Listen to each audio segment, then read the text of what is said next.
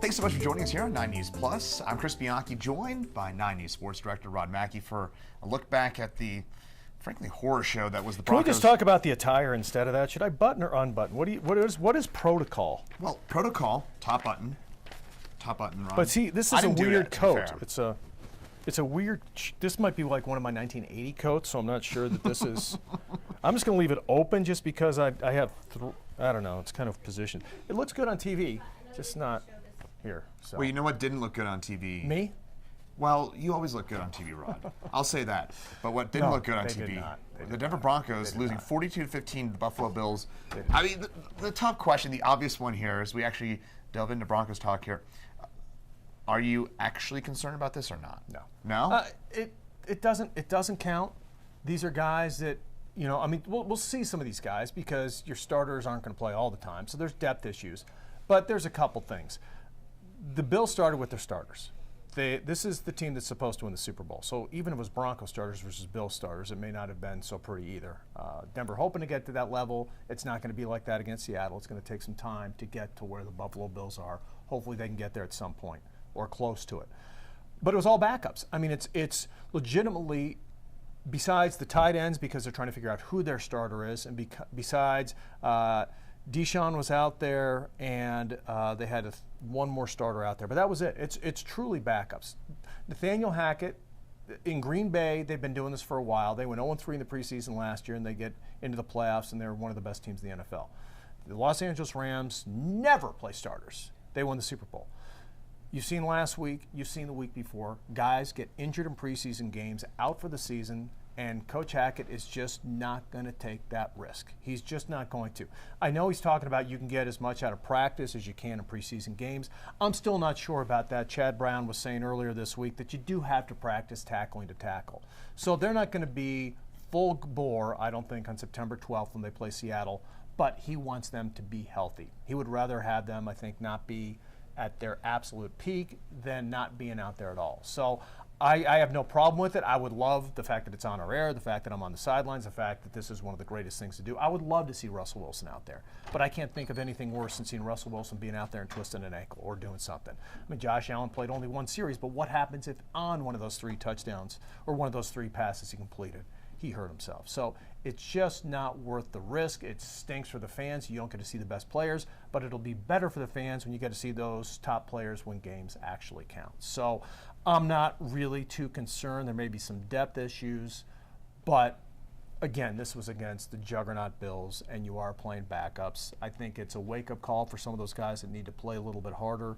But big picture-wise, didn't get too high after the Cowboys win. Don't get too low after the Buffalo win because it doesn't count. Okay, it doesn't count. I'll say this, though. Maybe the devil's advocate on this. I don't have a particularly strong opinion one way or the other. The devil's advocate to me would be, it wasn't that they lost.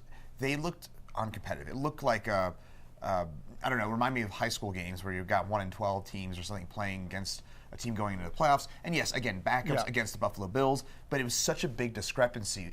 And even Nathaniel Hackett mentioned on Monday the lack of effort, or not the lack of physicality was an issue as well. The concern is the defense to me much more because they couldn't stop the run. Yeah. And because granted, yes, starters versus the fair fight, it wasn't a fair fight at the beginning with starters versus backups, but then eventually it does go backups versus backups. Case Keenum, their backup quarterback, looked better than our backup quarterback. But the biggest difference, I think, was, as you point out, the Denver defense, especially against the run. I mean, they scored 6 straight series, 6 straight touchdowns. It is embarrassing. But again, the reason I'm saying it's not, because these are guys you're not going to see for the most part. And again, it's preseason. And they hear the coach talking about it's preseason. And yet you guys are playing for jobs, guys are playing for position. But there's no question mentally, it's a different thing. I mean, it just, once it starts to count, this happens in the regular season, anything near that, then I'll be concerned. But I'm just not putting too much faith in the preseason. Mike Kliss pointed out a great fun fact last week that the Rams and Packers were 0-6 in the preseason last year. The Rams won the Super Bowl, and the Packers were one of the best teams in the NFL. I get wins and losses, doesn't matter. Your point being they weren't even competitive. They're letting guys get by. That's a concern, but it's also a good thing, I think, to happen now because I bet you it's not going to happen against Minnesota. So that is the one thing. What's happened now? Let's have the bad stuff now. If they cruise past everything and they start getting big, okay, we're a pretty good team here. Then you're a little bit concerned. But again, just the fact that Justin Simmons and K-Jack and Surtain and all those guys are on the sidelines, there was a competitive imbalance. But again, it was a competitive imbalance with guys we're not going to see as much once these games actually count. This is not the Denver Broncos. No. These are the backup Broncos. Denver Broncos, the real Denver Broncos, frankly, were in sweatpants on Saturday. And they will be again on Saturday as the Broncos host the Minnesota Vikings in the preseason finale. 6 o'clock coverage here on 9 News. Rod, what, if anything, do we have to watch for? Because, again, we are playing with this asterisk of most of the main players not playing. The biggest battle is I'm really interested to see what happens with the backup quarterback position. Now, preface that by saying let's hope that we never see Brett Rippon or Josh Johnson this season, because this team is going to go as far as Russell takes them. But if he goes down for a game or a quarter or something else, which one of these guys is going to step up? And I will tell you, I've been impressed with both of these guys. If you look at their numbers, they're almost identical. They're very good. Josh was better in the first game. Brett was better in the second game. Johnson started game 1 and game 2. If he starts in game 3, then it really wasn't a quarterback battle. Then you get the feeling that it was kind of determined through practices that Josh Johnson was the better quarterback. Because if you really want to get a look at Brett Rippon, you want to play him first this time. Let Josh come off the bench and see how that compares. The other way I look at that is, let's say that you do think Josh is the better guy. He's not going to be coming in as a starter. If he comes in, it's going to be because Russell goes down. So let's see how he does coming off the bench. So that's one thing I'd like to see, is them flop the quarterbacks and see how the other one does. But that's one thing to keep an eye on. And you are still going to see a handful of starters out there, just like we saw this week. Plus, you got a guy like rookie Montrell Washington, who's been great in training camp, great in practice, and in the preseason games, this guy's electric. There's been so many issues with Broncos special teams. This guy is going to fix a lot of those. I'm excited to see him.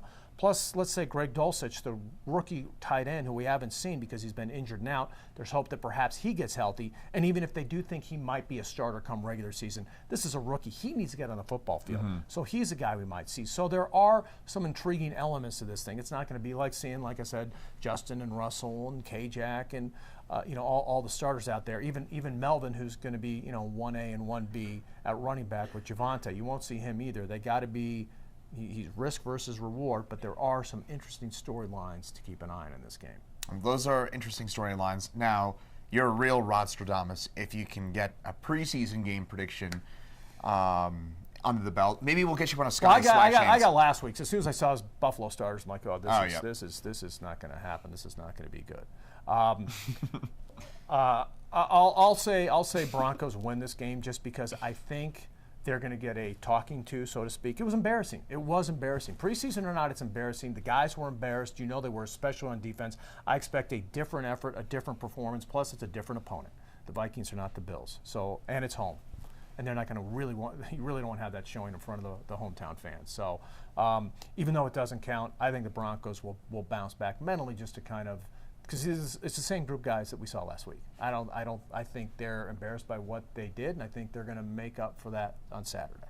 You want to be real brave and give me a score? I'm not doing it. I'm not doing a preseason score prediction. You think? You notice it's a little bit tighter right here. Yeah, but see, it's up high. That's what's so weird about it. It's up high. So I think it's the top 2 on a 3 button. I don't know. Someone email in and let me know. I don't know. Fashion faux pas right here. Rod Mackey, 9 News Sports Director, Rod Stradamus. Thanks for joining us here on September 12th, it gets interesting. That's where it's actually fun. Of course, that's the season opener. Rod Mackey, thanks again. You bet.